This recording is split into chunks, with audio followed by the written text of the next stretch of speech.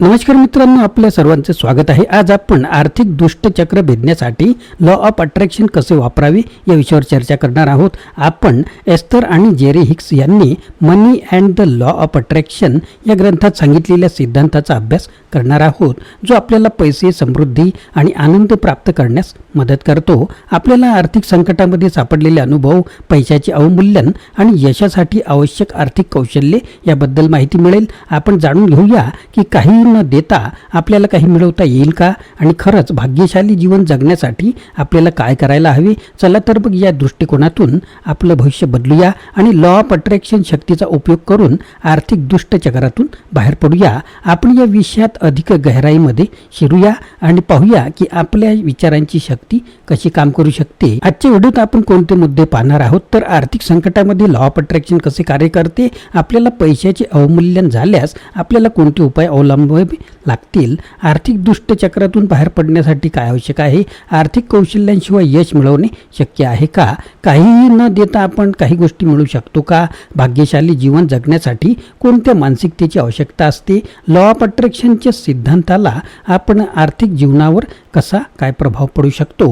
मित्रांनो, नवीन असाल तर चॅनलला सबस्क्राईब करायला विसरू नका. सुरुवात करूया महत्त्वाच्या मुद्द्यांना. आपल्या पैशाचे अवमूल्यन झाले तर काय करायचं. इथे जेरी म्हणतो की पूर्वी आपले पैसे हे नाण्यांच्या स्वरूपात असायचे. ही नाणी सोन्याची किंवा चांदीची बनलेली असायची. या धातूंना स्वतःची अशी किंमत असल्यामुळे आपोआपच ते नाणी किमतीचं व्हायचं.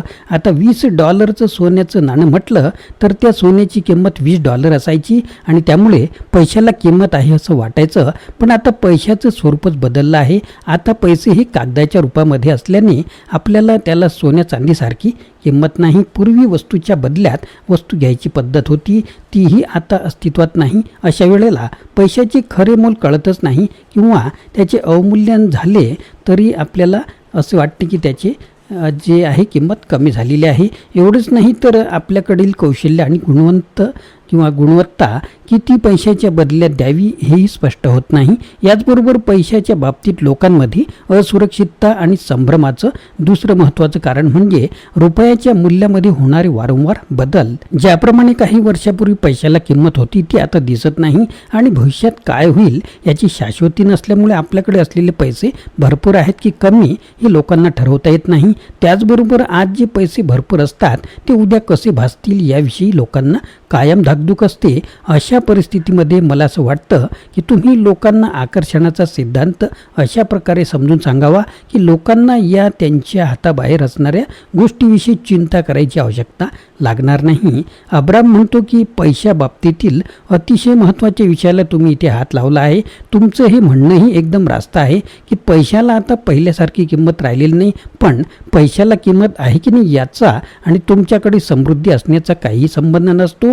पैशाचे कितीही अवमूल्यन झाले किंवा कितीही मूल्य वाढले तरीही तुमच्याकडील समृद्धी तशीच टिकून राहू शकते. तुमचं लक्ष हे पैशाच्या मूल्याकडे केंद्रित न करता तुम्हाला काय हवं आहे यावर करा. म्हणजे समजा तुम्हाला समृद्धी हवी असेल तर तुम्ही आधी त्या भावनेमध्ये पोहोचा. तुमच्या अस्तित्वाच्या स्तरावर तुम्ही ती गोष्ट प्राप्त झाल्याच्या भावनेमध्ये जगायला सुरुवात करा. मग बघा, आपोआपच तुम्ही ती गोष्ट साध्य कराल व त्यासाठी लागणाऱ्या कृती तुमच्याकडून घडायला लागतील. अशा प्रकारे तुम्ही पैशाशी संबंधित न राहता समृद्धीशी संलग्न व्हाल. दुष्टचक्र भेदण्यासाठी काय करायचे. इथे जेरी म्हणतो, मी जेव्हा लोकांना दुःखात आणि कष्टात बघतो तेव्हा मला त्यांची काळजी वाटायला लागते. ती लोक जेव्हा समस्येमध्ये अडकतात तेव्हा अक्षरशः ते दिवाळखोरीपर्यंत पोहोचतात. पण काही काळानंतर ती लोक पुन्हा दिवाळखोरीमधून बाहेर येऊन पुन्हा नवी कार, एखादं छानसं घर घेतात. जर दिवाळखोरीनंतर या लोकांना पुन्हा सगळं सुस्थितीत आणणं जमलं तर मग हे लोक हेच काम दिवाळखोरी यायच्या आधीच का करत नाहीत. इथे अब्राम म्हणतो, अशा प्रकारे खचत जाण्यामागचं कारण असतं कमतरतेचा भाव. जेव्हा त्यांना आपल्या काहीतरी गमावत आहोत असं वाटायला लागतं तेव्हा त्यांच्या आतमध्ये हारल्याची भावना निर्माण व्हायला लागते. ही भावना इतकी प्रबळ होत जाते की त्यांचं लक्ष सारखं हारण्यावर केंद्रित होतं. ते जितके जास्त वेळ त्यावर विचार करतात, आकर्षणाचा नियम तेवढंच त्यांना दिवाळखोरीच्या जास्त जवळ घेऊन जातो. पण जेव्हा दिवाळखोरी होती तेव्हा त्यांच्याकडे गमावण्यासाठी काही शिल्लक राहत नाही. अशा वेळेला त्यांचं सगळं लक्ष गमावण्यापासून मिळवण्याकडे जातं. आकर्षणाचा सिद्धांत इथेही काम करतो. काहीतरी मिळवायचं आहे ही त्यांची आंतरिक भावना इतकी प्रबळ होत जाते की आपोआपच त्यांच्या जीवनात सकारात्मक गोष्टी घडायला लागतात. सकारात्मक घडताना बघून त्यांच्या भावना अजून तीव्र होतात आणि ही नवं सकारात्मकतेचं आणि प्राप्तीचं एक चक्र सुरू होतं. कौशल्याशिवाय यश मिळू शकतं का? इथे जेरी म्हणतो, पैसे आणि संपत्ती मिळवण्यामध्ये कौशल्याची काय भूमिका असते? अब्राहम उत्तर देतो की फारच कमी. तुम्ही ज्या गोष्टी सांगितल्या त्या सगळ्या कृती करण्यासाठी आवश्यक असलेल्या बाबी आहेत, पण तुमच्या समृद्धीसाठी महत्त्वाचे असतात ते तुमचे विचार आणि शब्द ही विचारांचेच प्रकटीकरण असतात. जेरी म्हणतो की म्हणजे तुम्हाला असं म्हणायचं आहे का की एखाद्या माणसाकडे कौशल्य नसतानाही ती व्यक्ती पैसे कमवू शकते? अब्राहम म्हणतो नक्कीच, पण जर त्यांनी स्वतःची इतरांशी तुलना केली नाही तर. कित्येक वेळा लोक दुसऱ्यांशी तुलना करतात आणि ते निराश होऊन हा निष्कर्ष काढतात की ते यशस्वी होऊ शकत नाहीत. या जगात सर्वात महत्त्वाचं कौशल्य कुठलं असेल तर ते तुमच्या विचारांना दिशा देण्याचं. जर तुम्ही हे जाणलत की तुम्हाला काय हवं आहे आणि त्याचप्रमाणे तुमच्या विचारांची दिशा बदलू शकलात तर ते सर्वात महत्त्वाचं कौशल्य सिद्ध होईल. हे कौशल्य तुम्हाला तुमच्या शब्दांना आणि कृतींना दिशा देऊन तुमच्या जीवनात समृद्धी निर्माण करेल. काहीही न देता आपल्याला एखादी गोष्ट प्राप्त होऊ शकते का? जेरी म्हणतो, लोकांच्या मनामध्ये अशी भावना असते की आपल्याला 100 रुपयाची वस्तू हवी असेल तर 100 रुपये खर्च करावे लागतील, अन्यथा ती गोष्ट आपल्याला मिळणारच नाही. अब्राहम म्हणतो, तुमचं ज्ञान हे तुमच्या अनुभवातून निर्माण झालेलं असतं, पण आपण हे विसरतो की आपल्या जीवनात येणारे अनुभव हे आपल्या विचारांचा परिणाम असतात.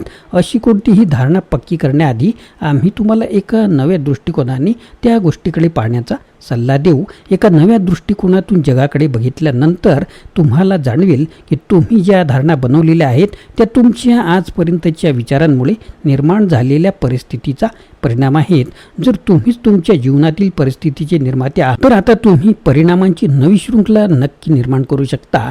भाग्यशाली जीवनाबद्दल जेरी म्हणतो, कित्येक लोकांना असं वाटतं की त्यांचा भाग्योदय व्हावा, त्यांना एखादी लॉटरी लागावी आणि अचानक मिळालेल्या भरपूर संपत्तीमुळे त्यांच्या जीवनाचा कायापालट व्हावा. त्यांचा कल कष्ट करून पैसे कमवण्याकडे नसून अशा प्रकारे सहजतेने मिळणारी संपत्ती मिळवण्याकडे असतो. हे कितपत योग्य आहे? अब्राहम म्हणतो, जर त्यांची अशी इच्छा असेल तर त्या प्रकारे त्यांच्या जीवनामध्ये पैसे नक्कीच येतील. पण कित्येक लोक जेव्हा वारंवार वरवर असं म्हणतात तेव्हा त्यांनाच कुठेतरी अशा प्रकारे पैसे कमवणं योग्य वाटत नाही. याचा परिणाम असा होतो की त्यांच्या इच्छेला बळ मिळत नाही. जेरी म्हणतो, मग लॉटरी जिंकण्याची इच्छा असणं आणि आशा बाळगणं यात काय फरक आहे? अब्राहम म्हणतो की आशा बाळगणं ही शंका घेण्यापेक्षा नक्कीच चांगलं आहे, पण तशी तीव्र इच्छा ठेवण्याने ते साध्यही होऊ शकतं. जेरी म्हणतो, मग जर असं असेल तर एखाद्या माणसाने त्या गोष्टीची अपेक्षा कशी करावी जी गोष्ट त्याला आजपर्यंत कधीही मिळालेली नाही किंवा ज्याचा अनुभवच नाही? ती साध्य होण्याची कल्पना कशी करता येईल? अब्राहम म्हणतो, तुम्हाला पैसे आकर्षित करण्यासाठी पैशांची आवश्यकता नसते. हे जरी सत्य असलं तरी तुम्ही गरिबीच्या भावनेमधून पैसे कमवू शकत नाही हे नक्की. परिस्थिती बदलण्याची वाट न बघता तुम्हाला आहे त्या परिस्थितीमध्ये बदललेल्या परिस्थितीची कल्पना करायला शिकलं पाहिजे.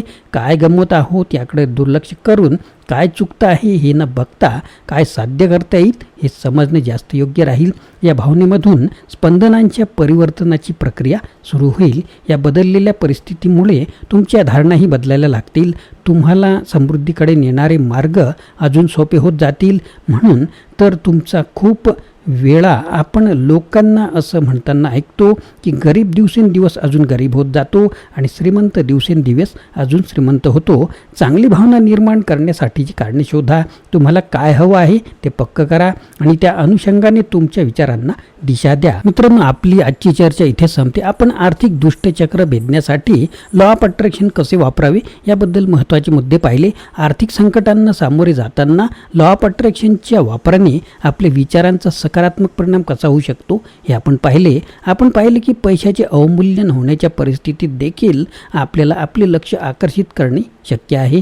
आर्थिक कौशल्यांचा अभाव असतानाही यश मिळवण्याचा मार्ग आपल्याला या सिद्धांताने दाखवला आहे आणि हे देखील की काहीही न देता आपल्याला काही मिळवता येईल हे एका विश्वासाचा विषय आहे. अखेरीस भाग्यशाली जीवन जगण्याची की नक्कीच आपल्या हातात आहे. म्हणून आपल्या विचारांचे महत्त्व लक्षात ठेवा आणि त्यांना आपल्या ध्येयांच्या दिशेने वळवा. लॉ ऑफ अट्रॅक्शनचा उपयोग करून आपण आपल्या जीवनात समृद्धी, आनंद आणि स्वास्थ्य आकर्षित करू शकतो. जर तुम्हाला आजचा व्हिडिओ आवडला असेल तर लाईक करा, शेअर करा आणि इतरांना फॉरवर्डसुद्धा करा आणि आमच्या चॅनेलला सबस्क्राईब करायला विसरू नका. आपल्या विचारांनी आपल्या भविष्याचे निर्माण करा.